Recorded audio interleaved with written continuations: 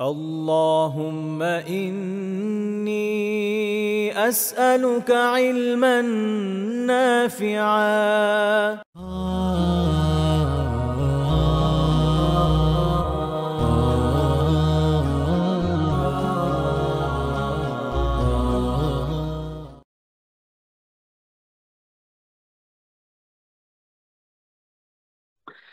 আলহামদুলিল্লাহ ওয়াসসালাতু ওয়াসসালামু আলা রাসূলিল্লাহ আম্মা বাদ।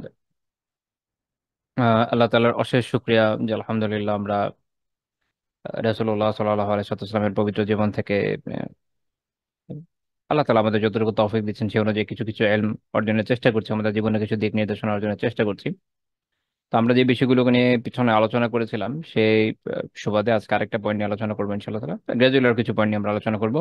প্রথম যেটা নিয়ে আমরা আলোচনা করবো সেটা হচ্ছে রাসূলুল্লাহ সাল্লাল্লাহু আলাইহি ওয়াসাল্লাম এমনকি তার স্ত্রী। আমরা ঘটনা বিশেষ একটা ঘটনা দেখবো যে আয়েশা রাদিয়াল্লাহু তাআলা আনহার যে পায়ের রান বলি আমরা, বা বাংলায় তো রানী বলে, তো পায়ের রানের উপরে মাথা থেকে ঘুমিয়েছেন। মানে মানুষ যখন বসে সাধারণভাবে, এটা মানুষের স্বাভাবিক অনেক সময় অভ্যাস যে আরেকজনের মাথার আমরা যেটা বলি কোল বলি, কোলের উপর মাথা রেখে ঘুমিয়ে যাওয়া। তো বা কোলের উপর মাথা রাখা। এখন আহ, আমরা একটা বিশেষ ঘটনায় দেখি যে আহ ওটা হচ্ছে তায়াম্মুমের আয়াত যখন নাজিল হয় সেখানকার ঘটনা। সহিহ বুখারীর 4607 নম্বর হাদিসে আছে যে একবার আয়েশা রাদিয়াল্লাহু আনহা বর্ণনা করছেন যে একবার খারাজনা মা রাসূলুল্লাহি সাল্লাল্লাহু আলাইহি ওয়াসাল্লাম ফি বাদে আসফারে। আমরা একবার রাসূলুল্লাহ সাল্লাল্লাহু আলাইহি ওয়াসাল্লামের সাথে কোনো এক সফরে বের হয়েছি।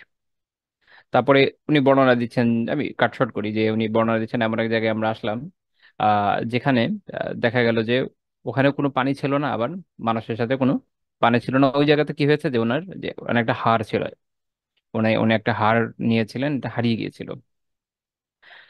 তো অ্যাজ এ রেজাল্ট ওই জায়গায় সবাই থেমে গিয়েছে।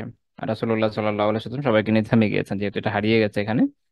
তো এখানে একটা খুব গুরুত্বপূর্ণ বিষয় যে একটা বড় সফর হচ্ছে সেখানে, যেহেতু ওই সময়টা রিস্ক ছিল না, স্পেসিফিকলি এই সময়টা যুদ্ধের রিস্ক ছিল না, কাজে একটু সময় অপেক্ষা করলে কোনো সমস্যা নেই। তাহলে রাসূল তার স্ত্রীর জন্য, যেহেতু তার হাড় হারিয়ে গিয়েছিল, তিনি সেখানে অপেক্ষা করছেন। আমার কাছে এটা খুব ইন্টারেস্টিং লাগে, এবং আমি যখন এটা পড়ি, মানে যখনই পড়েছি সিরাতে প্রথমবারের মতো, তখন আমি খুব অবাক হয়েছিলাম, সুবহানাল্লাহ, এত বড় ব্যক্তিত্ব, আল্লাহ তাআলা তাকে এত শান শওকত দিয়েছেন, আল্লাহ মানুষের মনের তার এরকম এক বড় অবস্থান। তো এমন একজন ব্যক্তি আমাদের সময় হলে যেটা হয় যে স্ত্রীর ছোটখাটো বিষয় হোক, মানে একটা হার তো আসলে একটা বিশাল বড় সেনাবাহিনীর কাছে কিছুই না, তাই না? আপনি একটা বিশাল বড় ফোর্স নিয়ে মুভ করছেন। তো সেখানে একটা কারো যদি একটা হার হারিয়ে যায়, বা আমাদের মতো মানুষ হলে কি করতো প্রথমে, জানি সবাইকে তুমি ডিস্টার্ব করতেছো, সবাইকে সমস্যার মধ্যে ফেলে দিছো, এরকম আমরা কিন্তু এমন ফিল করতাম, আমাদের এরকম খারাপ লাগতো।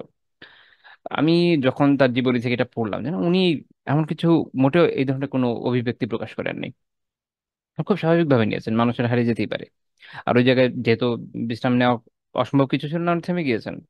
এখন স্বাভাবিকভাবে এমন জায়গায় কেউ থামে না যে জায়গাতে পানি নেই, কারণ আপনারা জানেন যে আরবের মরু অঞ্চল এরকম যে কোনো জায়গায় যদি আপনি থেমে যান যেখানে পানি নাই, তাহলে আসলে হবে না। কারণ আপনার ঘোড়া আছে, আপনার সাথে উট আছে, এদের কিন্তু কি কি দিতে হবে এদেরকে? উপযুক্ত খাবার দাবারের ব্যবস্থা করতে হয়, অন্তত পানিটার ব্যবস্থা করতে হয়। পানির প্রয়োজন অনেক বেশি পড়ে, মানুষ না হয় অল্প খেয়ে পুষিয়ে নিতে পারে, এই সকল প্রাণীদের উপর যেহেতু বোঝা থাকে তাদেরকে তাই বেশি পরিমাণে দিতে হয়।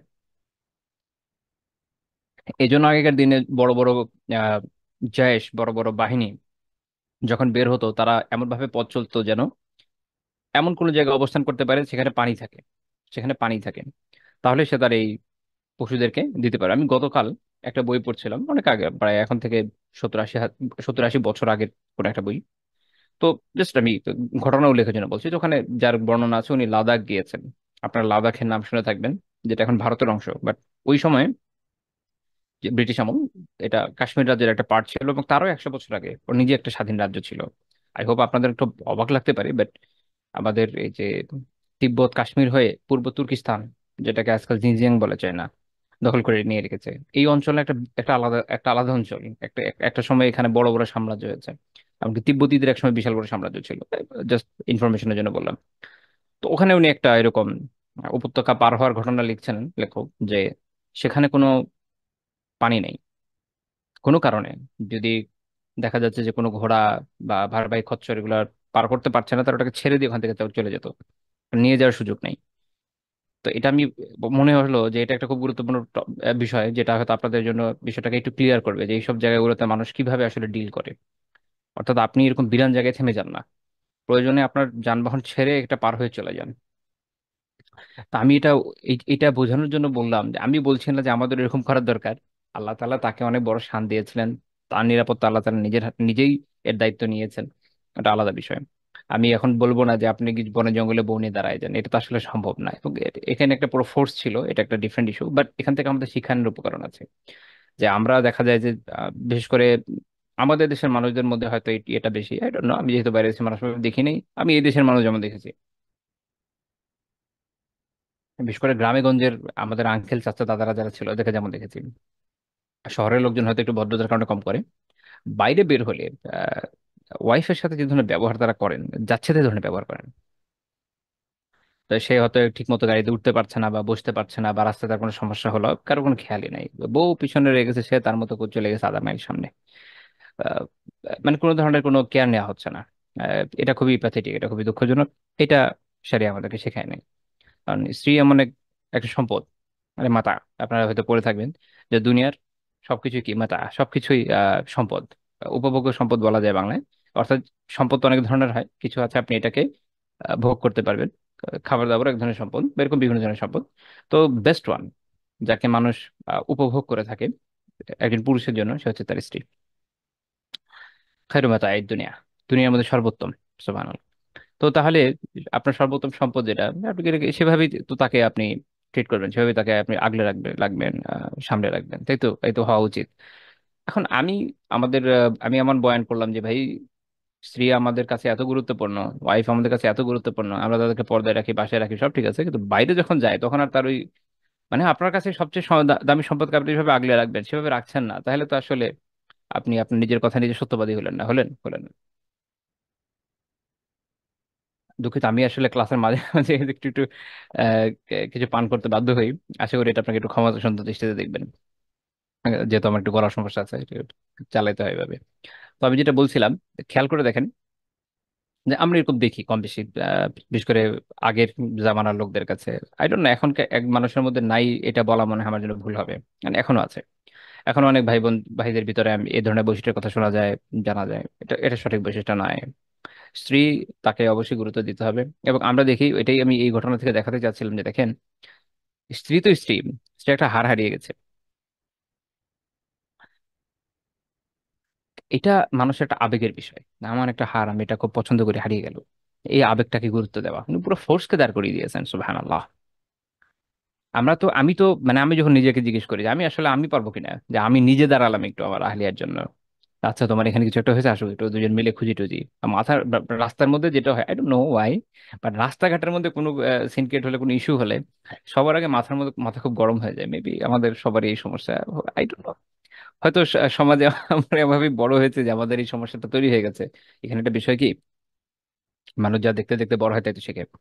আমরা ছোটবেলা থেকে আমাদের সিনিয়রদেরকে যেভাবে দেখে আসছি, তাদেরকে যেহেতু এই ধরনের অ্যাটিচিউড দেখাতে দেখেছি, হয়তো আমাদের মধ্যে এটা ঢুকে গেছে। আল্লাহ মাফ করুন। তো আশা করি আমরা চেঞ্জ যদি নিজেদের মধ্যে আনতে পারি, আমাদের পরবর্তী প্রজন্মটা সুন্দর হবে ইনশাল্লাহ। মনে রাখবেন যে আমরা একটা ট্রানজিশনাল পিরিয়ডে আছি, আমরা একটা ট্রানজিশন, এমন একটা প্রজন্ম, আমরা একটা সেতুর মতো। আগের প্রজন্মটা, আমার এক জুনিয়র ছাত্র বলা যায়, জুনিয়র ধরে, সে একটা মজার কথা বলে, সে বলে যে আমাদের আগের প্রজন্মটা যেটা লুজের প্রজন্ম। এটা তার বলে, ক্ষোভ থেকে বলে। এর কারণ হচ্ছে যে কথা হলো যে এরা না দিনের দিক থেকে খুব একটা উন্নয়ন করতে পারছে না, দুনিয়ার দিক থেকে চুরি বাটপারি করে টাকা কামানো তার উন্নয়ন না, তাই না? আপনি যদি সততার সাথে উন্নয়ন করতে পারেন, সেটা হলো উন্নয়ন। তা আগের প্রজন্মটা টাকা পয়সা যারা কামিয়েছে, একটা বিশাল সংখ্যা, আমরা জানি যে এদের অবস্থা হলো চুরি বাটপারি। আর যারা সেটা পারে না, তাদের অবস্থা খুব খারাপ। মানে দেশ এবং জাতির আমূল কোনো পরিবর্তন আনে নাই, আর দিনই অবস্থা তো আপনারা জানেন। তো আমরা একটা ট্রানজিশনিং প্রজন্ম বলতে পারেন, যে আমাদের মধ্য দিয়ে পরবর্তী প্রজন্মটা আসবে। আমরা হয়তো খুব ভালো হতে পারবো না, বাট আমরা চেষ্টা করব আমাদের সর্বাত্মক চেষ্টা করে, যেটা আমাদের পরবর্তী প্রজন্মটা ভালো হয়, তারা একটা ভালো আপব্রিঙ্গিং পায়, যেটা আমরা হয়তো পাইনি। আমরা সবচেয়ে ভালো মানুষটা হয়তো বলবো যে মানে যে বলবে যে আমার বাবা মা সবচেয়ে ভালো দুনিয়াতে, আমি সবচেয়ে ভালো তাকে দেখেছি আলহামদুলিল্লাহ। আচ্ছা, অনেকের বাবা মাই তো অনেক ভালো, তাই না?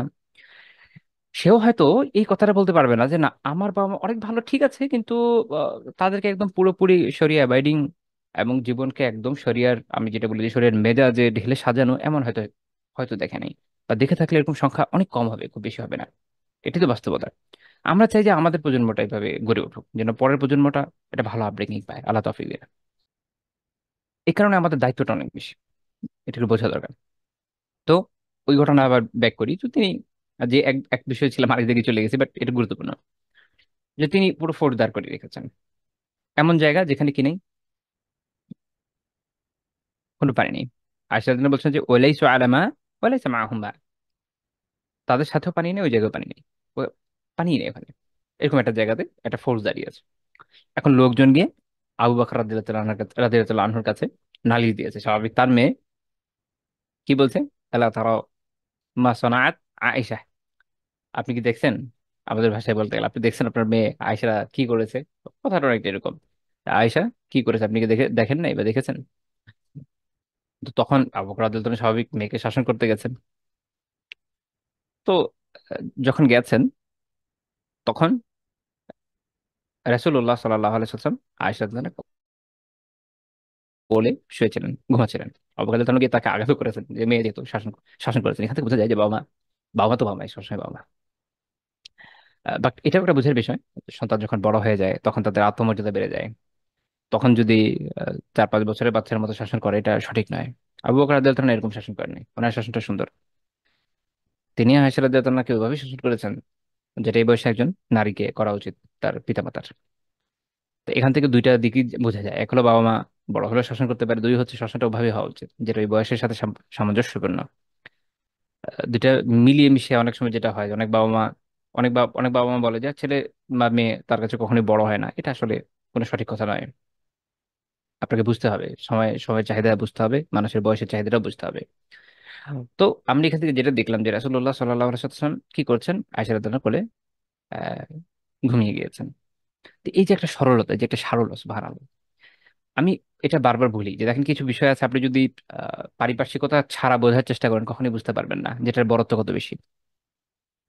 আমি এর আগেও বলেছিলাম যে আপনি যদি রাজা মহারাজাদের জীবনী পড়েন বা বিশাল বড় সাম্রাজ্যের স্থপতি যারা তাদের জীবনী পড়েন বা বড় বড় নেতাদের নট নেত্রী নেতাদের জীবনী পড়েন, আপনি ওখান থেকে এই প্যাটার্নটা পাবেন যে তারা এক ধরনের ইনহিউম্যান, ডিটাচড লাইফ লিড করতে অভ্যস্ত হয়। তারা নিজেরাই সর্বেসর্বা হয়। তারা এমন ভাবে চলে যে অন্য কেউ তার কাছে ঘাসার সুযোগ না পায়। ওই যে আমাদের বাংলা একটা কথা আছে না, হ্যাডাম, এই হ্যাডাম দেখায়। তো এই জন্য তাদের জীবনটা সবার জন্য প্রাসঙ্গিক হয় না, সবার জন্য কি হয় না, প্রাসঙ্গিক হয় না। তো যখন আপনি এই প্রেক্ষাপটগুলোকে সামনে রাখবেন, তখন আপনি বুঝতে পারবেন যে রাসূলুল্লাহ সাল্লাল্লাহু আলাইহি ওয়াসাল্লামের জীবন যাপন কত সহজ, কত সরল, কত সুন্দর, কত সাবলীল ছিল। তখন আপনি এটা নেয়ামত বুঝবেন। এটা নেয়ামতটা আপনি তখন বুঝবেন যদি তিনি এমন ভাবে জীবনযাপন করতেন যে স্ত্রীর সাথে এই কমনীয়তা না দেখাতেন, এই ধরনের কোমল ব্যবহার না করতেন, স্ত্রীর আবদারগুলোকে রক্ষা না করতেন, বা তাদের সাথে এক ধরনের হঠকারী জীবনযাপন করে থাকতেন যদি, আর সেটা আমাদের জন্য একটা অনুসরণীয় আদর্শ হয়ে দাঁড়াতো, তাহলে বুঝতে পারতেন যে বিষয়টা কত টাফ।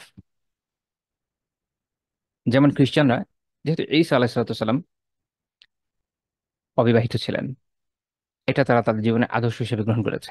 এবং এই গ্রহণ করার পরিণতি আপনারা জানেন যে তারা যে ক্ল্যারেজি তৈরি করেছে, সেখানে পুরুষরা কি অবস্থায় থাকে, নারীরা কি অবস্থায় থাকে, এবং এর ফলে কি ধরনের গুনার প্রকাশ ঘটে। গৌতম বুদ্ধ যেভাবে উনি জীবনযাপন করেছেন, এটা বৌদ্ধ ভিক্ষুদের উপরে যে ধরনের প্রভাব বিস্তার করেছে, সেটা দুই ধরনের মতবাদী, হীনযান এবং মহাযান। দুইটাতে আলাদা ধরনের প্রভাব বিস্তার করেছে এবং ফল আলাদা ধরনের হয়েছে। এই জন্য এই ধরনের মহামানব যারা হয়, বা যারা ধর্ম কি বলে, ধর্মের প্রধান ব্যক্তিত্ব হয়, কারণ আমাদের বিলিফ কিন্তু এটা না, এটাও একটু জেনে রাখেন জীবন থেকে। আমাদের এটা বিলিফ না যে ওই যে কি বলে ধর্ম প্রবর্তক, কিংবা মুহাম্মদ সাল্লাল্লাহু আলাইহি ওয়াসাল্লাম ধর্ম প্রবর্তক নন। ধর্ম তো আল্লাহ তাআলা প্রবর্তন করেছে, ইসলামকে আল্লাহ তাআলা প্রবর্তন করেছেন। ইসলাম কোনো ম্যানমেড রিলিজন না। এবং প্রথম নবী আদম আলাইহিস সালাম, শেষ নবী রাসূল রাসূলুল্লাহ সাল্লাল্লাহু আলাইহি ওয়াসাল্লাম, উনি আল্লাহ তাআলার বাণীকে বহন করেছেন মাত্র, আমাদের কাছে পৌঁছে দিয়েছেন। উনি প্রবর্তক নন, এটা ভালো করে বুঝেন। এটা অনেকের মধ্যে ভুল ধারণা এরপরে থেকে যায়। তিনি ধর্মকে প্রবর্তন করেননি, তিনি পেছন থেকে যে সিলসিলা, যে চেইন চলছিল, তার শেষ কড়ি বা শেষ আংটা বা শেষ বিন্দু। তো যাই হোক, এই প্রেক্ষাপটটা যখন সামনে রাখবেন তখন বুঝবেন যে আল্লাহ রসুল সাল্লাহ সাল্লামের জীবন আমাদের জন্য কেন এত বেশি প্রাসঙ্গিক এবং এত বেশি সুন্দর এবং এত উত্তম আদর্শের। যখন আপনি অন্যদের সাথে একটা কম্পারিজনে চলে যাবেন তখন আপনি বুঝতে পারবেন, এর আগে বুঝতে পারবেন না কিন্তু। আচ্ছা, আর অন্যদিকে ইহুদিরা নবী রাসূলদের জীবনী, যা তাদের কাছে যাদের জীবনী আছে, যেহেতু তাদের কাছে বিভিন্ন বর্ণনা 3,000 4,000 নবীর বর্ণনা পাওয়া যায়, আল্লাহ আলাম, যেহেতু আল্লাহ তাআলা সংখ্যায় উল্লেখ উল্লেখ করেনি, আমাদের বিলিভ করার দরকার নেই, বাট অনেক এসেছেন। তাদের ওরা চরিত্র হনন করতে ছাড়েনি কোনো দিক থেকে, কারণ যেহেতু ওরা নিজের একটা দুশ্চরিত্র জাতি, আপনারা জানেন। আহ, ওরা এখন পর্যন্ত ওদের যে স্ক্রিপচার গুলা সেখানে এমন ভাবে উল্লেখ করেছে যে সবাইকে যতটুকু সম্ভব চরিত্র হনন করা সম্ভব নাউযুবিল্লাহ এটা করে তাদেরকে খুব তুচ্ছতা ছিল করার চেষ্টা করেছে। এটা তাদের স্বভাব। তো যাই হোক, আমরা পরের পয়েন্টে চলে যাই। এরপর আমি এই এখন পর্যন্ত যেগুলো করলাম 11টা পয়েন্ট নিয়ে আলোচনা করেছি আমরা এখন পর্যন্ত। 12তম পয়েন্ট হচ্ছে যে মেয়েদের যেটা হয় যে মাসে একবার একটা প্রাকৃতিক বিষয় থাকে, ঋতুস্রাব বলে বা পিরিয়ড বলে।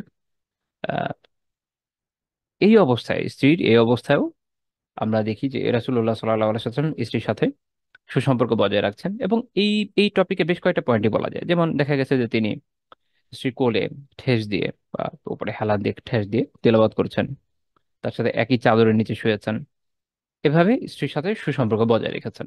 এইটা বোঝার আগে আপনাকে একটা প্রেক্ষাপটে আসতে হবে। আপনি যদি প্রেক্ষাপটে না আসেন তাহলে এর গুরুত্বটা বুঝতে ব্যর্থ হয়ে যাবেন। আহ সেই সময় যখন ইসলাম আবির্ভূত হলো, এটা এমন একটা সময় ছিল আরবে যেখানে আহলে কিতাবদের মধ্যে প্রাধান্যপ্রাপ্ত জাতি হচ্ছে ইহুদিরা। এখন ইহুদিদের ধর্মমত কি বলে, ইহুদিদের ধর্মমত কি বলে, এটা দেখতে গেলে আমরা ওদের যে তাওরাত, এটার এক পার্টটা কোথায় আছে, বাইবেলের ফার্স্ট পার্ট, ওল্ড টেস্টামেন্টে, সেখানে লেভিটিকাস লেভিটিকাস 15:19, সেখানে বিধানটা দেখেন। When a woman has her regular flow of blood, যখন একজন নারীর তার যে রেগুলার ফ্লো অফ ব্লাড হবে, the impurity of her monthly period will last 7 days, তখন তার এই যে নাপাকি অবস্থা মান্থলি পিরিয়ডের, এটা 7 দিন থাকবে, মানে 7 দিন ধরে দিয়েছে ওরা। এবং এখানেও একটা ইম্প্র্যাকটিক্যালিটি আছে, এটা আমাদের বোনরা সবচেয়ে ভালো জানে। এবং ইসলাম এই জায়গায় আলহামদুলিল্লাহ পারফেক্ট সলিউশন দিয়েছে। ওকে, তো যাই হোক, স্বাধীন, এই স্বাধীনের বিধান দেখেন, and anyone who touches her will be unclean till evening, কেউ যদি এই সময় তাকে টাচ করে শারীরিক সম্পর্ক জাস্ট টাচ করে, তাহলে সে সন্ধ্যা পর্যন্ত নাপাক থাকবে। আই মিন একজন নারী তাকে, অর্থাৎ দিনে আপনি ধরলে সন্ধ্যা পর্যন্ত নাপাক থাকবেন। কারো স্ত্রী তার পিরিয়ড হচ্ছে, সে তাকে টাচ করলে সন্ধ্যা পর্যন্ত নাপাক হয়ে পড়ে থাকবে। এমনকি সে যদি আরো বিস্তারিত আছে, আমি যে শর্ট করার জন্য এতগুলো কোটেশন আনি না, চেষ্টা করি অল্পের উপর দিয়ে চালিয়ে দিতে। কেউ যদি একটা নারী একটা জিনিসকে টাচ করেছে, যে সে আবার ওই সময় পিরিয়ডের মধ্যে আছে, আরেকজনকে যদি ওইটা টাচ করে সে তারপর ইম্পিওর হয়ে যাবে। মানে অবস্থা দেখেন কোন পর্যায়ে নিয়ে গেছে। এখন এইভাবে যদি হয়, একজন নারী কি বাড়িতে বসবাস করতে পারে? তো স্বাভাবিক তারা এই জন্য তখন এইরকম বিধান করেছিল যে একজন নারীর যদি পিরিয়ড হয়, সে বাসার বাইরে আলাদা একটা রুম করে ওরা, ওইখানে গিয়ে থাকে। আমি যদি রিকল করতে পারি, আমি অনেক আগে এটা ডকুমেন্টারি দেখেছিলাম, যে এখন পর্যন্ত এটা ইহুদিদের ভিতরে এটা প্রচলিত আছে, যেহেতু তারা তাদের রিলিজিয়াস যে ভিউ পয়েন্ট গুলো এটার উপর খুবই হঠকারিতার সাথে টিকে থাকে। কারণ এদের তো অনেক কিছু ম্যানমেড, অনেক কিছু তো আল্লাহ প্রদত্ত না, কিন্তু ওগুলোর উপর ওরা দৃঢ়তার সাথে টিকে আছে। কারণ এটা থেকে আমাদের একটা শিক্ষা নেওয়ার তো উপকরণ আছে যে ভাই, আল্লাহ প্রদত্ত দিনের উপর আমরা দৃঢ় থাকতে পারি না, আর ওরা ওদের ম্যানমেড বিভিন্ন পার্ট।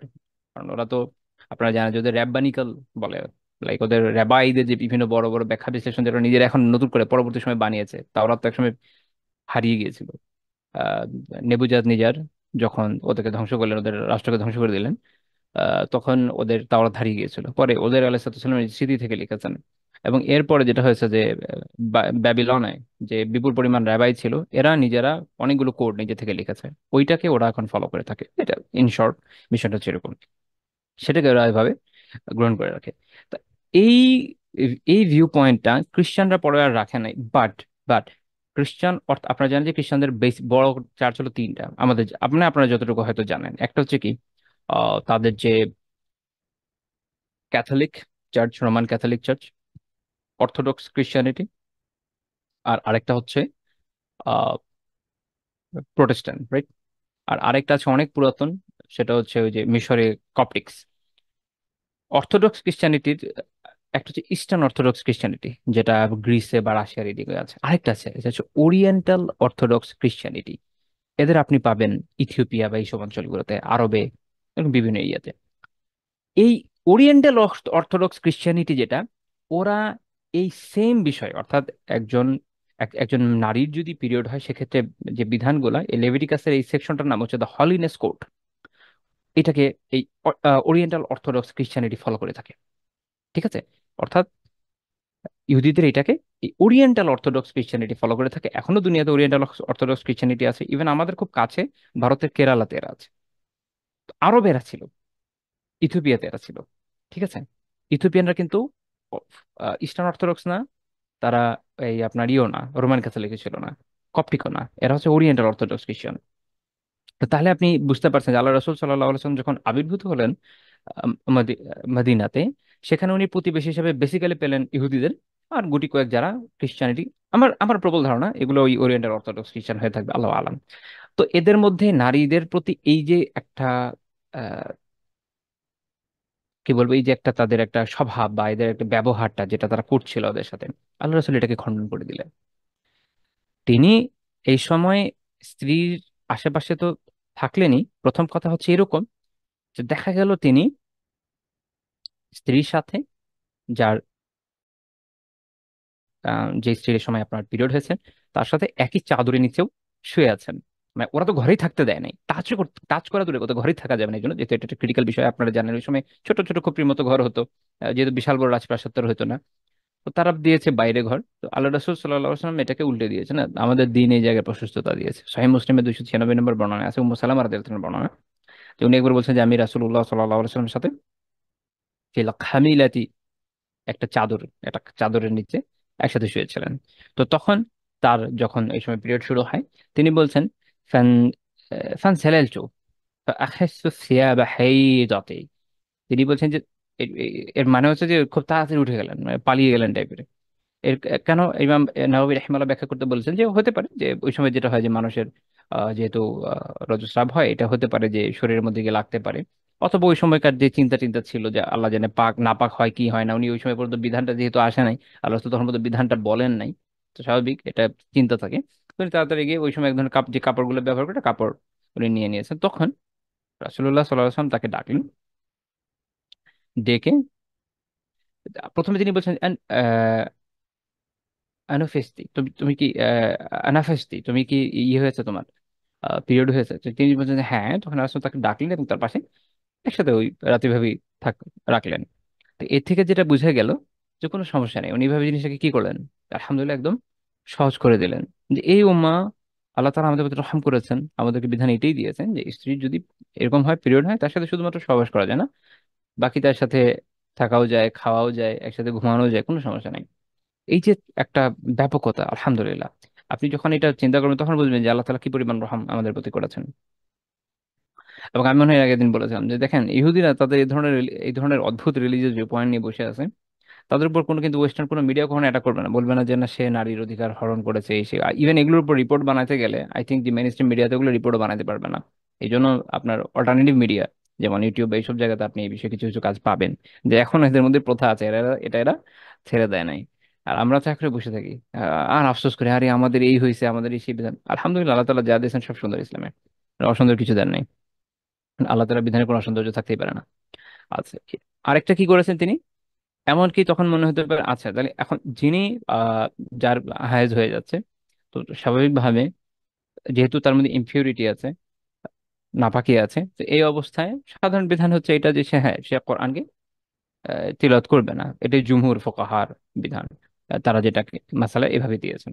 আর যেমন আল মাকসুদুল ফিকহিয়াত কি বলছেন যে ذهب جمهور الفقهاء الحنفية والشافعية والحنابلة إلى حرمة قراءتها للقرآن، যে নারী এই সময় যার পিরিয়ড হচ্ছে সে কোরআন তেলাওয়াত করবে না, এটাই জumহুরের অবস্থান। যে হানাফি শাফি এবং হাম্বলি ওলামা কেরাম এইভাবে বলেছেন।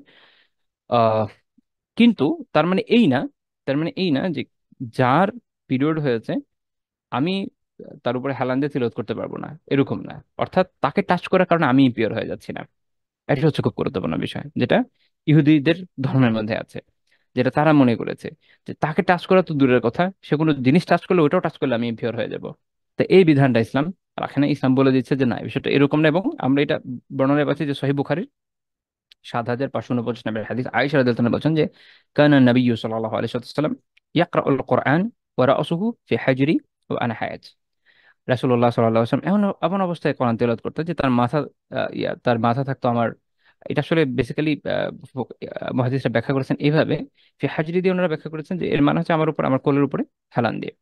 তো তাহলে আমার উপরে তিনি হেলান দিয়ে তেলাওয়াত করতেন, এবং আমি ওই সময় হায়েজ, বা ওই সময় আমি আমার পিরিয়ড চলতো, ওই অবস্থা ওনার। তো এই এই হাদিস থেকে উলামা অনেক মাসালা বের করেছেন, অনেক মাসালা। যেমন আহ শেখ মোহাম্মদ বিন আলী বিন আদম আল ইসিউবি রাহিমাহুল্লাহ তাআলা, মানে আল আল বাহরুল মুহিত, ওনার একটা খুব চমৎকার ব্যাখ্যা আছে সহিহ মুসলিমের, অনেক বড় ব্যাখ্যা। যাই হোক, তো উনি এখানে বলছেন যে এখান থেকে আমরা কি বুঝলাম, এখানে আমরা বুঝলাম যে নারীর সাথে একজন নারী তার যদি হায়াজও হয়, এই অবস্থায় তার সাথে স্বাভাবিক এটা আসলে মুলাহামা মাসাদি আসলে বোঝায় কি যে আহ, আহ, যদি ঘর্ষণ হয়, হ্যাঁ, হতে পারে যে টাচ লাগলো, তাই না? আমি যখন পাশে আমি আমার আহলের সাথে যদি বসি, টাচ লাগবে, খুব স্বাভাবিক। বা যে কেউ যদি বসে, কেউ টাচ লাগবে, বা একজন হেলান দিচ্ছে, টাচ লাগবে। তো এইভাবে যখন যত ধরনের মুলামাসা, এই ধরনের যা যা হতে পারে, এটা তো কোনো সমস্যা নেই, কারণ সত্তাগত ভাবে একজন নারী তখন আহ, যেহেতু তার ওই সময় ইয়ে হচ্ছে, তার যে স্টেটটা এটা ইম্পিওর, কিন্তু তার অবস্থাটা ইম্পিওর, কিন্তু তার যদি তার কাপড় ইম্পিওর না হয়, যদি তার কাপড় নাপাক না হয়, তো কোনো সমস্যা নেই। তাহলে তার সাথে এরকম আমি যদি তার সাথে হেলানো দেই, তার সাথে কি বলি, তাকে স্পর্শও করি, তাহলে আমি নাপাক হয়ে যাচ্ছে না। এবং এখানে এটা বোঝা যায়, ইমাম নবী রাহিমাহুল্লাহ তার সহিহ মুসলিমের ব্যাখ্যায় বলছেন যে এখানে এটা বোঝা গেল যে হেলান দিয়ে কিরাআত করা, অর্থাৎ কোরআন তেলাওয়াত করবেন হেলান দিয়ে, এটা ইটসেলফ, এটাও জায়েজ। এখন আদব, আপনি সোজা হয়ে বসে পড়েন, কোনো সমস্যা নেই, বাট আল্লাহ তাআলা সর্বাবস্থায় তেলাওয়াতের সুযোগ দিয়েছেন, এটা আলহামদুলিল্লাহ আমাদের দিনে একটা সৌন্দর্য যে আপনি সর্বাবস্থায় তেলাওয়াত করতে পারেন, পাক থাকার শর্তে আর কি। সর্বাবস্থা মানে কি, আপনি দাঁড়িয়ে, বসে, শুয়ে, আপনি যখন যেভাবে সুযোগ পাচ্ছেন তেলাওয়াত করেন, কোনো সমস্যা নেই। আলহামদুলিল্লাহ, আল্লাহ তাআলা এত সহজ করেছেন, অথচ দেখেন আমাদের তেলাওয়াতের সাথে সম্পর্ক কত দুর্বল। আল্লাহ তাআলা ঠিক করে দিন আমাদের অবস্থা, আমিন। তো এবং এখানে এটাও বোঝা যায় যে কেউ যদি কোনো হায়েজা নারীর উপরে, মানে সে ধরেন তার কেউ তেলাওয়াত করবে, সে হয়তো তার বউয়ের উপর একটু হেলান দিয়ে তেলাওয়াত করছে, এটা হতে পারে, এটা সরাসরিভাবে নাজায়েজ হবে না, এটা জায়েজ বোঝা যাচ্ছে এখান থেকে। এবং এখান থেকে আরেকটা দলিল রয়েছে যে এখানে একটা পয়েন্ট থাকতো যে যেহেতু তার কাছে নাজাসা আছে, তো তাহলে তার কাছাকাছি থেকে তেলাওয়াতটা কি সঠিক হচ্ছে? তো উনি বলছেন যে এখান থেকে বোঝা যাচ্ছে যে হ্যাঁ, কোনো সমস্যা নেই, এক্ষেত্রে এতে কোনো প্রবলেম হবে না, এটা জায়েজ আছে।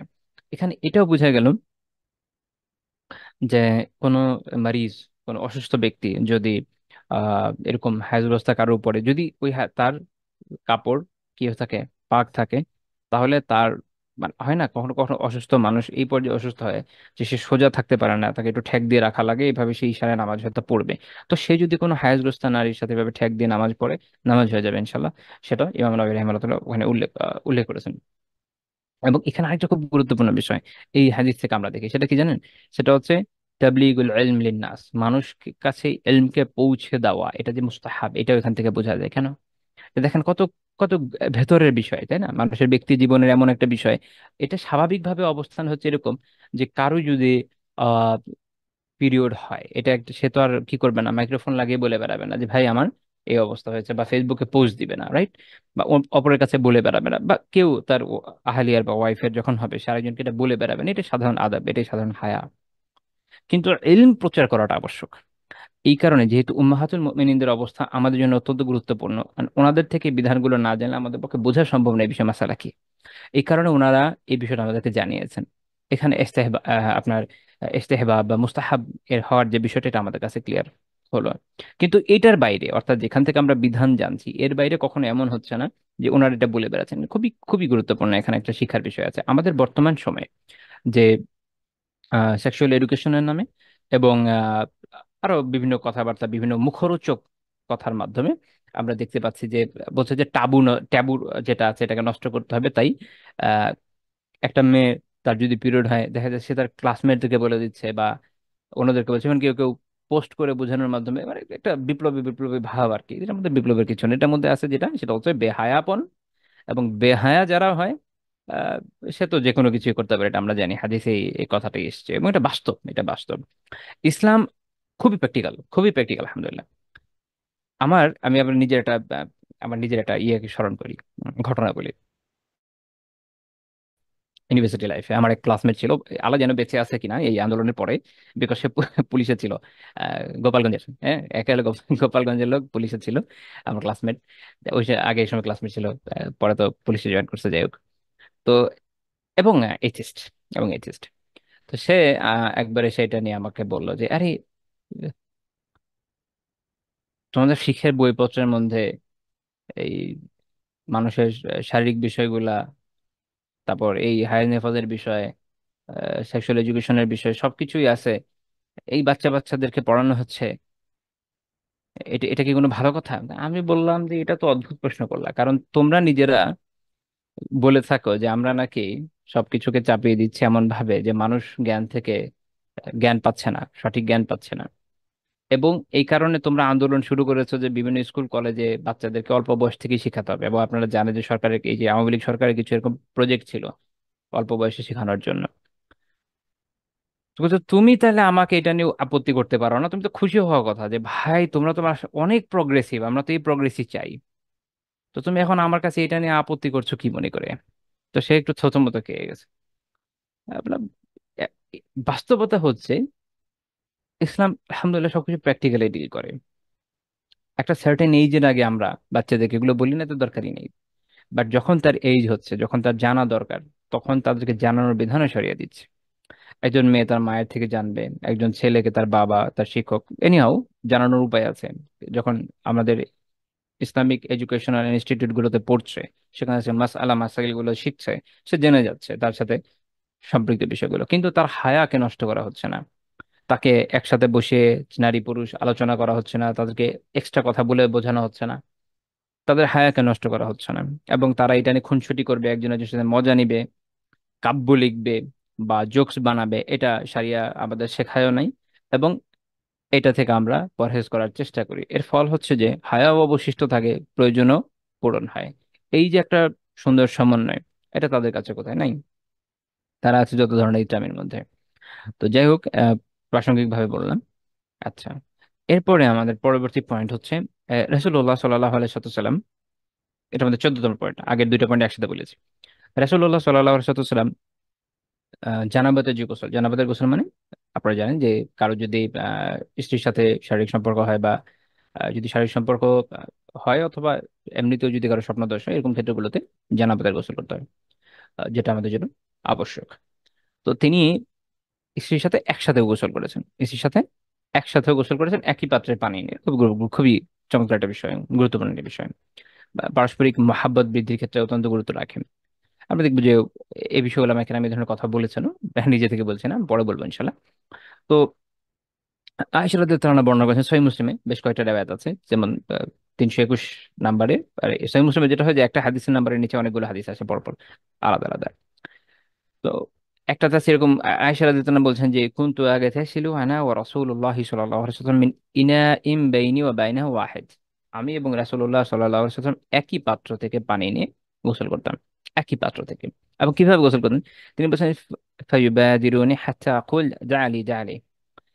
তিনি পানি নিতে মানে আমার থেকে এগিয়ে যেতেন। মানে একজন যদি দুজন একই পাত্র থেকে গোসল করলে, একজন পানি একটু তাড়াতাড়ি নিতে থাকে, তো পানি তো শেষ হয়ে যাবে। তো আয়েশা রাদিয়াল্লাহু তাআলা বলছেন যে আমার জন্য রাখেন, আমার জন্য রাখেন। মানে তাদের যে সম্পর্কের সারল্যটা এখান থেকে পরিষ্কার হয়ে যায়। এবং এই অবস্থায় দেখা যেত যে তাদের হয়তো একে অপরের হাত লেগে যাচ্ছে। আয়েশা রাদিয়াল্লাহু আনহা বলছেন যে আরেক বর্ণনায় যে কুনতু আগতাসিলু আনা ওয়া রাসূলুল্লাহি সাল্লাল্লাহু আলাইহি ওয়াসাল্লাম মিন ইনাইন ওয়াহিদ। তিনি বলছেন আমি এবং রাসূলুল্লাহ সাল্লাল্লাহু আলাইহি ওয়াসাল্লাম একই পাত্র থেকে পানি নিয়ে গোসল করতাম। তাখতালিফু আইদিনা ফিহি মিনাল জানাবা। সে সময় এই জানাবাতের অবস্থাতে আমাদের একে অপরের হাত, যেহেতু পুরো গোসলটা শেষ হয়নি, চলছে, মানে শুরু হয়েছে বা মাঝখানে প্রক্রিয়া চলছে, একে অপরের হাত লেগে যেত। মানে স্বাভাবিক, দুজন যখন একই পাত্র থেকে দ্রুত গোসল করবে, একে অপরের হাতটা লেগে যাবে। এবং এটা আয়েশা রাদিয়াল্লাহু আনহার সাথে খাস ছিল না, মাইমুনা রাদিয়াল্লাহু তাআলা আনহা তার বর্ণনা। আহ, ইবনু আব্বাস রাদিয়াল্লাহু আনহু বলছেন যে আমাকে মাইমুনা রাদিয়াল্লাহু আনহা জানিয়েছেন যে আন্নাহা কানাত তাকতাসিলু হিয়া ওয়ান নাবিয়্যু সাল্লাল্লাহু আলাইহি ওয়াসাল্লাম ফি ইনাই ওয়াহিদ। তিনি বলছেন যে মাইমুনা রাদিয়াল্লাহু তাআলা আনহা জানিয়েছেন যে তিনি এবং রাসূলুল্লাহ সাল্লাল্লাহু আলাইহি ওয়াসাল্লাম একই পাত্র থেকে পানি নিয়ে গোসল করতেন। তো এখান থেকে আমরা বুঝলাম যে স্বামী স্ত্রী যদি একই পাত্র থেকে একসাথে একই সময়ে গোসল করে, এতে কোনো সমস্যা নাই। বাট আবার ওই যে একই কথা বলে দেওয়ার দরকার যে এটার মানে এটা না, এটা সুন্নাহ, এটা জাওয়াজ, এটা জায়েজ বোঝা যায়। ইবনে উসাইমিন রাহিমাহুল্লাহ তাআলা তার কিতাব আছে বুলুগুল মারামের, আপনারা বুলুগুল মারামের নাম শুনে থাকবেন, খুবই বিখ্যাত হাদিসের কিতাব, এটা চমৎকার বই, আগাগোড়া পড়ে ফেলা উচিত। কিন্তু দুঃখজনক হচ্ছে বাংলাতে এটার কোনো ভালো ব্যাখ্যা আমি দেখি নাই যে কাউকে বলে যে পড়েন। তো উসাইমিন রাহিমাহুল্লাহ, ইবনে উসাইমিন রাহিমাহুল্লাহ চমৎকার ব্যাখ্যা আছে, এটা হচ্ছে ফাতহুল জালাল ওয়াল ইকরাম বিশারহি বুলুগিল মারাম, খুব চমৎকার বই। তো এটাই তিনি বলছেন যে এখান থেকে বোঝা গেল সেটা হচ্ছে স্বামী তার স্ত্রীর সাথে যে গোসল করতে হবে এটা জায়েজ, এটা জায়েজ। এবং তিনি বলছেন এটা, এতে বোঝা গেল এটা মুবাহ, এটা বৈধ, তো যদি করে এটা বৈধ। এবং তিনি এরপর বলছেন যে কারণ হচ্ছে এটা এটা করলে যেটা হবে, মোহাব্বতের যে শক্তি, কুওয়াতুল মুহাব্বাহ ওয়াল মাওয়াজ্জাহ, মানুষের মোহাব্বতের শক্তি, মানুষের পারস্পরিক যে আকর্ষণ সৌহার্দ্য, এটা এটা এটা বাড়ে, এটা বাড়ে। এটা আপনার নিজেরও ব্যক্তি জীবন থেকে দেখবেন যে স্বামী স্ত্রী আসলে একে অপর থেকে যত দূরে থাকবে, আর নিজেদের এক একটা অ্যাটিচিউডে বা এক একটা কি বলবো এটাকে মুআমালাতে, পারস্পরিক যে মুআশারাত গুলো আছে এগুলো থেকে যত একে অপর থেকে যত দূরে থাকবে, দূরত্ব তত বাড়বে, সৌন্দর্য কি বলবো এটাকে পারস্পরিক আকর্ষণ অনেক কমে যাবে, এটাই বাস্তবতা। যত একত্রে থাকা যাবে, যত পারস্পরিক বিভিন্ন শেয়ারিং এন্ড কেয়ারিং আমরা বলি যেটা, এটা যত বেশি হয় ততই মানুষের মধ্যে মহাব্বত বাড়ে। এবং আমরা দেখি যে এখন আমরা অনেক কথা বলি, এখন আমাদের মোটিভেশনাল স্পিকার অনেক কথাবার্তা বলে, কিন্তু রাসূলুল্লাহ সাল্লাল্লাহু আলাইহি ওয়াসাল্লামের ব্যক্তি আমলের থেকে অনেক সুন্দর। এবং এই যে তাদের মধ্যে তাকাল্লুফ, কৃত্রিমতা যখন উভয়ের মাঝে থাকে না, তখন উভয়ের মধ্যে কি হয়, মহাব্বতটা বাড়ে। এবং এইখানে এই ঘটনা থেকে আমরা এই শিক্ষাই পাই। তা আমরা যদি এটা নিজেদের জীবনেও প্র্যাকটিস করি, আলহামদুলিল্লাহ খুবই চমৎকার বিষয়, আল্লাহ তাআলা তৌফিক দান করুন। আবারও বলছি, আমি কিন্তু বলিনি এটা করা কি সুন্নাহ, এটা বলি এটা এটা মুবাহ, শেখ হোসেন রাহিমাহুল্লাহ কি বলছেন, মুবাহ, বুঝতো। এবং যদি আপনি যদি একইভাবে মহাব্বত বাড়ানোর জন্য করেন, নিজেদের মধ্যে তাকাল্লুফ বা নিজের মধ্যে যে কৃত্রিমতা আছে, একটু দূরত্ব যদি থাকে দূর করার জন্য করেন, বেটার, তখন এটা ভালো, আরো ভালো। আচ্ছা, এবং এখান থেকে শেখ হোসেন রহমানুল্লাহ যেমন বলছেন, যেখানে আরেকটা মাসালাও বের হয়, সেটা হচ্ছে এরকম। প্রথম কথা একটু একটা মৌলিক বিষয় বুঝতে হবে, সেটা হচ্ছে যে অনেকে এটা প্রশ্ন করেন যে স্বামী স্ত্রী যদি একসাথে গোসল করে, সে অবস্থায় যদি তাদের মনে করেন কাপড় থাকলো না, এই অবস্থায় এটাকে জায়েজ হবে কিনা। প্রথম কথা হচ্ছে যে আল্লাহ তাআলা সূরা মুমিনুনে বলছেন কি, ওয়াল্লাযীনা হুম লিফুরুজিহিম হাফিজুন ইল্লা আলা আজওয়াজিহিম, যাদের যে বৈধতা দিয়েছেন আল্লাহ তাআলা বলছেন যে তাদের যে ফরজ, তাদের যে আহ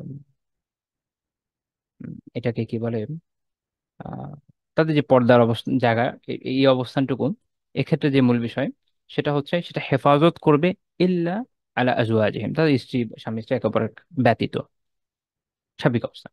তো এই কারণে যখন মানুষ শারীরিক সম্পর্কের মধ্যেও যায় স্বামী স্ত্রীর মধ্যে, তখন কাপড় না থাকলে ওটা নাজায়েজ হয় না, জায়েজই হয়। তো ওইভাবে আর আমরা হাদিস থেকেও দেখছি যে একসাথে গোসল করা ইরসাল জায়েজ, তো দুইটাকে যখন আপনি এক করবেন, তখন ফকিরা বলছেন যে হ্যাঁ, যে ওয়াহাদা জাইজুন ইনদাল ইগতিসাল, গোসলের সময় এটা জায়েজ, ও জায়েজুন আইদান ফিল ফিরাশ, বিছানায়ও একসাথে যদি এই অবস্থায় থাকে জায়েজ আছে, জায়েজ আছে। এটা হলো বোঝার বিষয়, জায়েজ, এটা হারাম নয়। তো কেউ যদি এই অবস্থায় থাকে জায়েজ হবে। আচ্ছা, দেখ, প্রাসঙ্গিকভাবে এটা মাসালা বলে দেওয়া। আহ, আচ্ছা, এরপরের পয়েন্ট হচ্ছে যে আমরা দেখি আর একটা খুব ইন্টারেস্টিং বিষয়, যে রাসূলুল্লাহ সাল্লাল্লাহু আলাইহি ওয়াসাল্লাম তার স্ত্রীদিকে অত্যন্ত কোমল সুরে ডাকতেন, মানে এরকম ডেকেছেন, অনেক বর্ণনা আছে যেখানে দেখা যায় যে কোমল সুরে ডাকতেন। যেমন একটা ঘটনা বলি, সহিহ মুসলিম 2447 নম্বর হাদিস, যে রাসূলুল্লাহ সাল্লাল্লাহু আলাইহি ওয়াসাল্লাম একবার আয়েশা রাদিয়াল্লাহু আনহা কি বলছেন, বলছেন ইয়া আয়েশু, আয়েশা না, কি বলছেন, আয়েশ, আয়েশু, হাদা জিবরিলু ইয়াকরাউ আলাইকিস সালাম, এই জিবরিল আলাইহিস সালাম তোমাকে সালাম দিয়েছে। সুবহানাল্লাহ, তো আয়েশা রাদিয়াল্লাহু আনহা বিশেষ মর্যাদা এখানে, যে তাকে জিবরিল আলাইহিস সালাম সালাম দিয়েছেন। قالت فقلت وعليه الصلاة، لا، وعليه السلام ورحمة الله، فقلت وعليه السلام ورحمة الله। আয়েশা রাদিয়াল্লাহু আনহা বললেন যে আমি বললাম যে তার উপরে সালাম এবং আল্লাহর রহমত নাজিল হোক। তো এইখানে আমরা কি দেখছি, যে আয়েশা রাদিয়াল্লাহু আনহার পুরো নামটাকে উনি ছোট করে বলছেন, এটাকে তারখিম বলে, আরবিতে কি বলে, তারখিম, সংক্ষিপ্ত করা। তো আমরা অনেক সময় হয় না বাচ্চাদের ক্ষেত্রে নামটাকে একটু ছোট করে বলি, একটু কিউট লাগে। আচ্ছা, ইমাম নববী রাহিমাহুল্লাহ তাআলা এটা ব্যাখ্যা করতে গিয়ে বলছেন যে এতে কি আছে, দলিলুন, এটা কিসের দলিল আছে, জাওয়াজে তারখিম, তারখিম করার মধ্যে এটা যে জায়েজ তার দলিল পাওয়া যায়। এখন অপরপক্ষ যাকে আমি বলছি তার যদি সে যদি অফেন্ড না হয়, তার যদি খারাপ না লাগে, তাহলে এটা একটা শর্তও বটে, কারণ আরেকজনকে তার আমি কি করতে পারি না, কষ্ট দিতে পারি না, ওটা আলাদা বিষয়। কিন্তু আমি যখন সুন্দর করে ছোট করে, কারণ আমরা একটু ছোট করে দিব, এটা যদি আরেকজনের যদি ভালো লাগে জায়েজ। এবং বিশেষ করে স্ত্রীর ক্ষেত্রে তো আরো, স্ত্রীর ক্ষেত্রে আরো। এবং আপনার একটা বিখ্যাত হাদিস দেখে থাকবেন যে মসজিদে নববীর প্রাঙ্গণে, নট মসজিদে নববীর ভেতরে না, প্রাঙ্গণে, মানে এটা বোঝার একটু দরকার আছে, কারণ অনেকে মনে করে যে মসজিদে নববীর মধ্যেও মনে হয় খেলাধুলা বা ক্রিয়া কসরত করা হয়েছে, এরকম না। অর্থাৎ কিছু হাবশি ব্যক্তি বর্ষার খেলা দেখাচ্ছিলেন। এটা যুদ্ধের প্রিপারেশন হিসাবে আরবরা যে অস্ত্র নিয়ে যেভাবে খেলতেন সেটাই। তো তো সেটা তারা কোথায় দেখাচ্ছেন? মসজিদ নববীর ভিতরে না, প্রাঙ্গণে। মসজিদ নববী এখনকার হিসাবে অনেক ছোট ছিল তখন, এবং তার বাইরে রাসূলুল্লাহ সাল্লাল্লাহু আলাইহি ওয়াসাল্লামের স্ত্রীদের যে ঘরগুলোর সিরিয়াল, তার মাঝখানে একটা খালি জায়গা ছিল ওইখানে। তো সেখানে তারা এই বর্ষা, যখন বর্ষার কসরত দেখাচ্ছিলেন, তো তখনকার ঘটনা। তো এটা আপনারা এমনিতে দেখে থাকবেন। তো এটার একটা বর্ণনা এইভাবে আছে যে আল্লাহ রসুল সাল্লাল্লাহু আলাইহি ওয়াসাল্লাম আয়েশা রাদিয়াল্লাহু আনহা কি বলছেন কি, ইয়া হুমায়রা, হুমায়রা আলাদা একটা নামে ডাকছেন, হুমায়রা। এটা আমি পরে ব্যাখ্যা করবো। আতুহিব্বিনা আন তানজুরা ইলাইহিম, তুমি কি তাদেরকে, মানে তাদের যে খেলাটা, এটা দেখতে পছন্দ করবে? তো এই বর্ণনাটা যেটা আমি মাত্র দিলাম, এটা ইমাম আত-তাহাউই রাহিমাহুল্লাহ তাআলা তার কিতাব শারহ মুশকিলিল আসারে উল্লেখ করেছেন। এটা হাদিস নাম্বার 292। ইমাম ইবনে হাজার রাহমাতুল্লাহি আলাইহি ফাথুল বারীতে সনদকে সহিহ বলেছেন। তো এখানে আমরা দেখছি যে তিনি আয়েশা রাদিয়াল্লাহু আনহা, তার নাম না, আগে হচ্ছে যে একটা নাম, যেটা এটা তো কাটশট করা। এটা ছাড়া একজনের সুন্দর বৈশিষ্ট্য যেটা আমার খুব পছন্দ, এটা দিয়ে আমি যদি একটা নাম দিতে পারি, তার বৈধতা এখানে আসে। তো তিনি এই বলছেন কি, হোমায়রা। হোমায়রা মানে কি? এখানে একটা বোঝার বিষয় আছে। এটা, এই হোমায়রা শব্দটা আছে আল হামরা, এখান থেকে উদ্ভূত। হামরা মানে লাল, রক্তিম, রক্তবর্ণ। এখন কেউ ফর্সা হলে তাকে বলা উচিত ছিল আবিয়াদ, বা বাইট, আপনার বাইদাউ মানে হচ্ছে সাদা, ফর্সা। মানে আরবরা আবার কাউকে ফর্সা বলতো না। কারণ কারণ হলো, ফর্সা দিয়ে কুষ্ঠ রোগী বা শ্বেতি রোগ আছে না, বিভিন্ন সাদা সাদা স্পট পড়ে যায়, এর সাথে একটা সাদৃশ্য হয়ে যায়। তো এটা আমরা বুঝলাম যে এই ধরনের শব্দ আমরা ব্যবহার করবো না, যেটা কারোকে কোনো খারাপের কিছু সাথে সাদৃশ্য বোঝায়। তো তারা কি করলেন, এই শব্দটাকে উনি কি ফর্সা বেরকম বললেন না। এবং আরবদের এটা বৈশিষ্ট্য ছিল, তারা ফর্সা বলতো না, তারা এর জায়গায় আহমার বলতো বা লাল বলতো। এটা দিয়ে তারা ফর্সা বা সাদা বলতো। যেহেতু আয়েশা রাদিয়াল্লাহু তাআলা আনহা ফর্সা ছিলেন, আহমদ মাহমুদ শাওবেকা, তিনি তার একটা কিতাব আছে আল আসারুস সামিন ফি নুসরাত আয়েশা উম্মুল মুমিনিন রাদিয়াল্লাহু তাআলা আনহা। তো ওখানে উনি বলছেন যে যেহেতু আয়েশা রাদিয়াল্লাহু আনহা বেশ ফর্সা ছিলেন, এই জন্য রাসূলুল্লাহ সাল্লাল্লাহু আলাইহি ওয়াসাল্লাম তাকে এই অভিধায় সম্বোধন করলেন, হুমায়রা। এবং এই হুমায়রা আবার আল হামরাউ থেকে আসছে কিভাবে? আরবিতে একটা জিনিস আছে, এটাকে বলে তাসগীর বলে বা মুসাগগার বলে, ক্ষুদ্রার্থে। আমরা যে অনেক সময় কারো নামটা একটু এমন ভাবে বলি না, যে মূল যে নামটা ছিল ওটাকে একটু ক্ষুদ্রার্থে নিয়ে আসি। হ্যাঁ, অনেকটা আমাদের ছোট বাবু থেকে পিচ্চিতে আসার মতো, কথার কথা আর কি। বাংলাতে এটার প্রয়োগটা একটু রেয়ার। এই ধরনের শব্দ আসলে বাংলাতে প্রয়োগ হয় না, বাট আরবের এখানে আছে। হ্যাঁ, যেমন আহ, আচ্ছা যাক, বেশ কিছু জায়গা আপনারা এরকম পাবেন। তো তাকে এরকম এই এই শব্দ আনলেন কেন? এটা হলো তার প্রতি একটা কোমলতা, তার স্নেহ, যে ভালোবাসা, এটাকে বোঝানোর জন্য কি বলেন হুমায়রাউ। তো আচ্ছা, এবং আরেকটা জিনিস আমরা দেখি যে এমনকি আয়েশা রাদিয়াল্লাহু আনহাকে তিনি একটা উপনাম দিয়েছেন, উপনাম বা কুনিয়াত। আরবদের মধ্যে দেখবেন যে প্রত্যেকের একটা কুনিয়াত থাকে। তো তাদের এটা ট্রেডিশন ছিল যে তার যে সন্তান হয়, ছেলে হতো বা বড় যে সন্তান হয়, তার উপর তার নাম দিয়ে, ওই যে বলেন আবু অমুক আবু, তুমি দেখছেন না? আচ্ছা, যেমন আল্লাহ রসুল সাল্লাল্লাহু আলাইহি সাল্লামের ছেলে হয়েছিল প্রথম কাসেম, এই জন্য তার নাম হচ্ছে আবুল কাসেম, কাসেমের বাবা। এরকম উপনাম হতো। এখন আয়েশা রাদিয়াল্লাহু আনহা তো কোনো সন্তান ছিল না। তো তার বোন আসমা রাদিয়াল্লাহু তাআলা আনহার ছেলে ছিলেন আব্দুল্লাহ বিন জুবাইর রাদিয়াল্লাহু তাআলা আনহু। তো তিনি সেই ঘটনা বর্ণনা করছেন যে লাম্মা উলিদা আব্দুল্লাহ ইবনে জুবাইর, যখন আব্দুল্লাহ বিন জুবাইর রাদিয়াল্লাহু তাআলা আনহুর জন্ম হলো, তখন তাকে রাসূলুল্লাহ সাল্লাল্লাহু আলাইহি ওয়াসাল্লামের কাছে নিয়ে আসা হলো।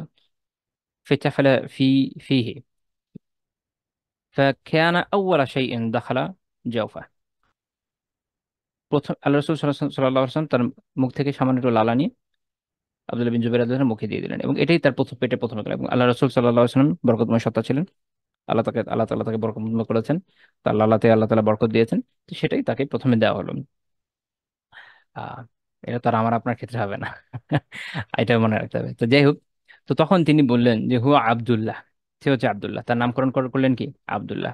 আর আয়েশা রাদিয়াল্লাহু তাআলাকে বললেন ওয়া আনতি উম্মু আব্দুল্লাহ, তুমি হচ্ছে উম্মু আব্দুল্লাহ। উম্মু আব্দুল্লাহ অর্থাৎ তুমি হচ্ছে আব্দুল্লাহর মা। কারণ আরেক হাদিস আছে, মা হচ্ছে, খালা হচ্ছে মায়ের সমতুল্য। আচ্ছা, তো ওই হিসাবে তাকে নাম দেওয়া হলো কি উম্মু আব্দুল্লাহ। তো এরপর থেকে আয়েশা রাদিয়াল্লাহু তাআলার যে উপনাম, এটা হয়ে গেল কুনিয়াত হয়ে গেল উম্মু আব্দুল্লাহ। এটা ইমাম ইবনে হিব্বান রাহিমাহুল্লাহ তার সহিহ উল্লেখ করেছেন, হাদিস নাম্বার 7073। আর শেখ আলবানী রহমাতুল্লাহ তাআলা এটাকে সহিহ বলেছেন, সহিহার 132 নম্বর হাদিস আই থিংক।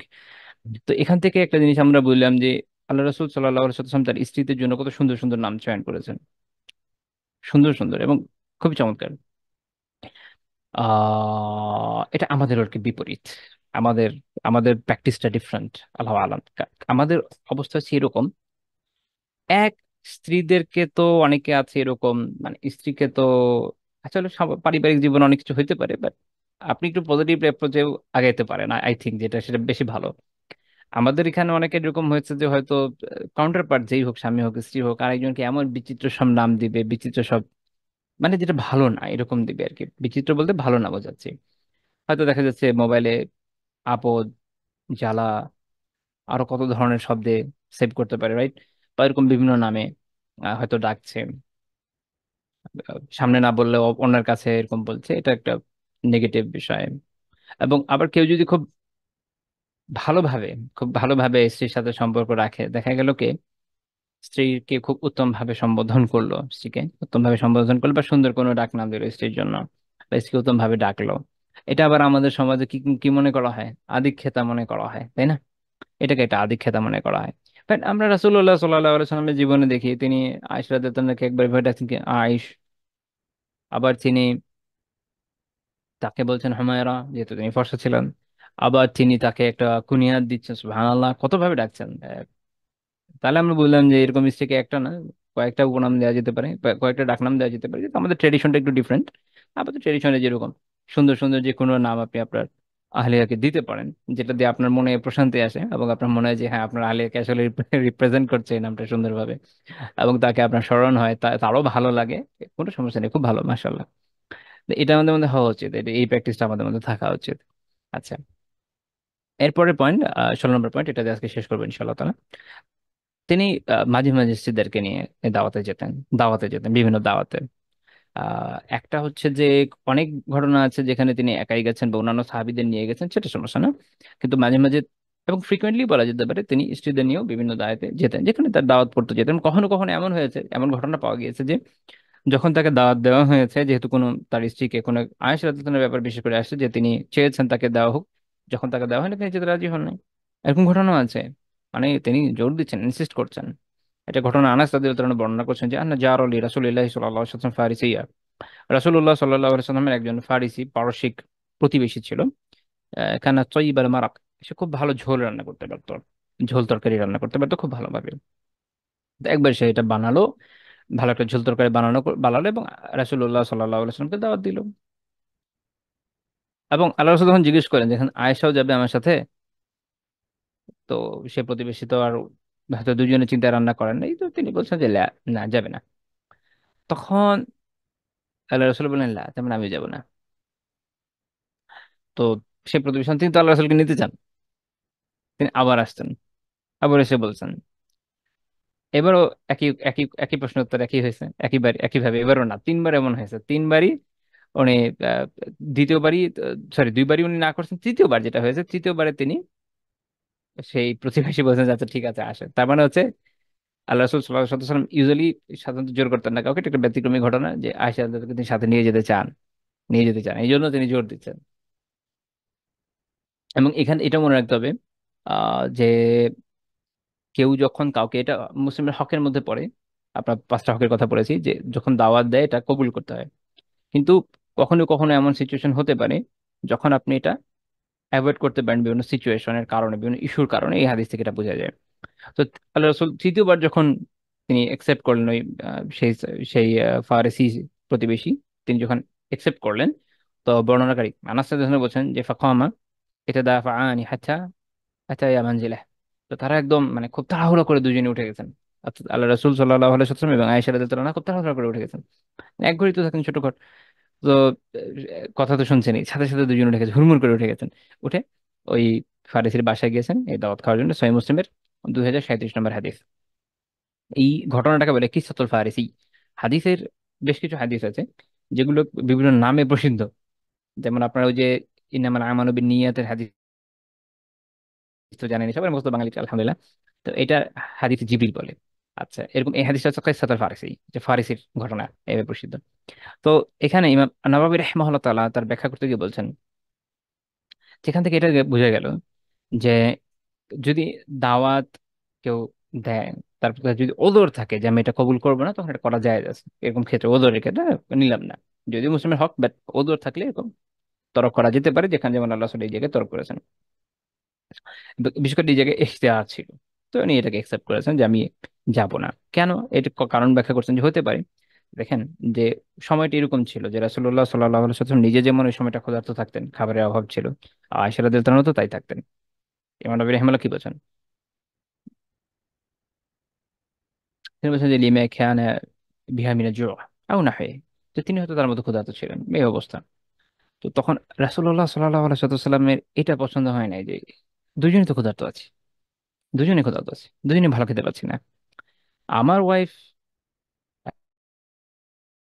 এখন না খেয়ে বাসায় থাকবে, যে আজকে তার পালা, আর আমি গিয়ে একটা ভালো দাওয়াত খেয়ে আসবো, এটা আমি পছন্দ করেন নাই। এখন আপনি বলতে পারেন যে সব ওয়াইফকে কেন নিলেন না, সবাইকে নিয়ে যাওয়া তো অনেক বড় ব্যাপার, সবার বাসায় তারা তো ব্যবস্থাপনা থাকে না।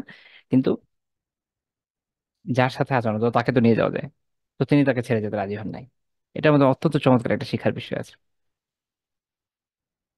এবং এই জন্য ইমাম নবী রাহিমাহুল্লাহ বলছেন যে ওয়াহাদা মিন জামিলিল মুআশারা ওয়া হুকুকিল মুসাহাবাহ ওয়া আদাবিল মাজালিস।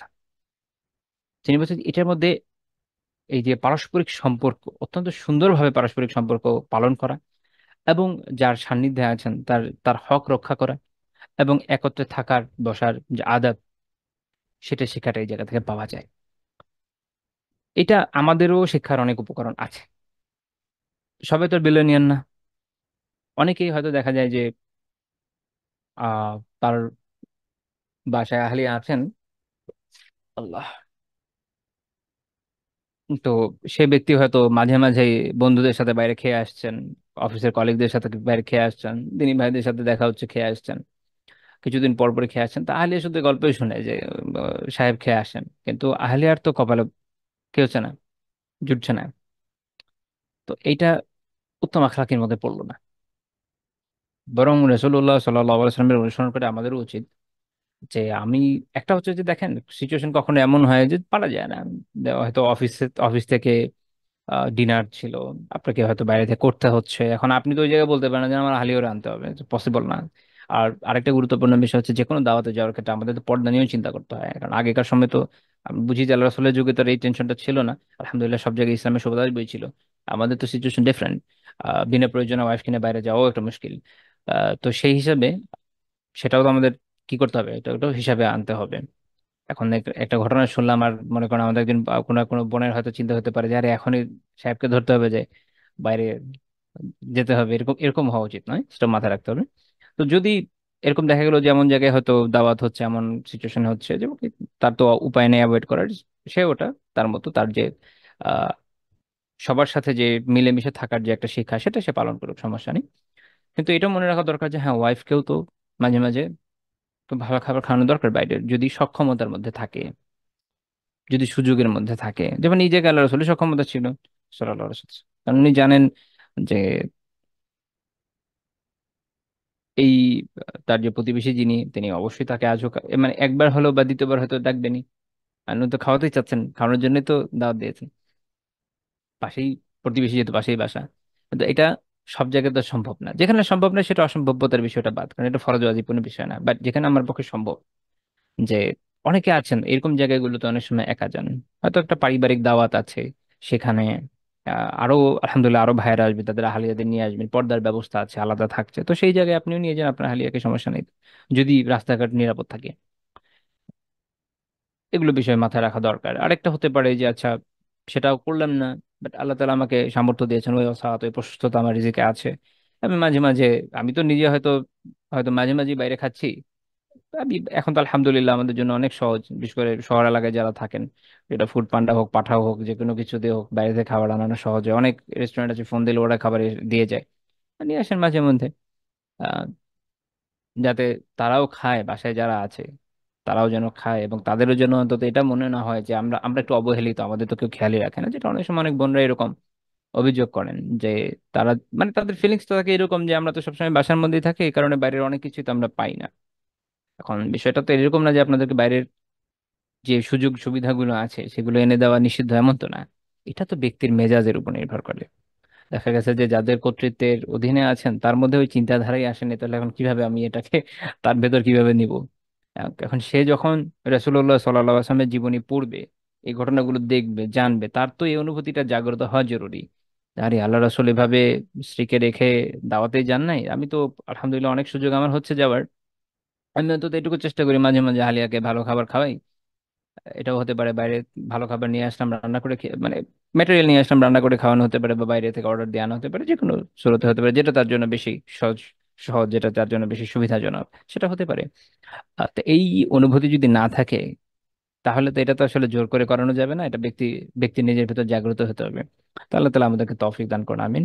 এবং এখান থেকে আমরা বুঝি যে রাসূলুল্লাহ সাল্লাল্লাহু আলাইহি ওয়াসাল্লাম তিনি স্ত্রীদের প্রতি কিভাবে কতটা কোমল ছিলেন, এবং তাদেরকে কিভাবে টেক কেয়ার করেছেন। আহ এটা আপনি সূক্ষ্ম সূক্ষ্ম বিষয়গুলো যদি খেয়াল করেন তখন বুঝতে পারবেন যে সেই তুলনায় আমাদের অবস্থা কিরকম, এবং আমরা নিজেদেরকে কতটুকু পিছিয়ে রেখেছি আসলে। আমরা নিজের এগিয়ে যাওয়ার চেষ্টা না করলে তো আর এগিয়ে যেতে পারবো না। তো আল্লাহ তাআলা আমাদেরকে উত্তম বোঝ দান করুন, এবং আমাদেরকে রাসূলুল্লাহ সাল্লাল্লাহু আলাইহি ওয়াসাল্লামের নকশে কদমে, তার পদচিহ্ন রেখাকে অনুসরণ করে এগিয়ে যাওয়ার তৌফিক দান করুন, আমিন। সুবহানাকাল্লাহুম্মা বিহামদিকা লা ইলাহা ইল্লা আনতা আস্তাগফিরুকা ওয়া আতুবু ইলাইক।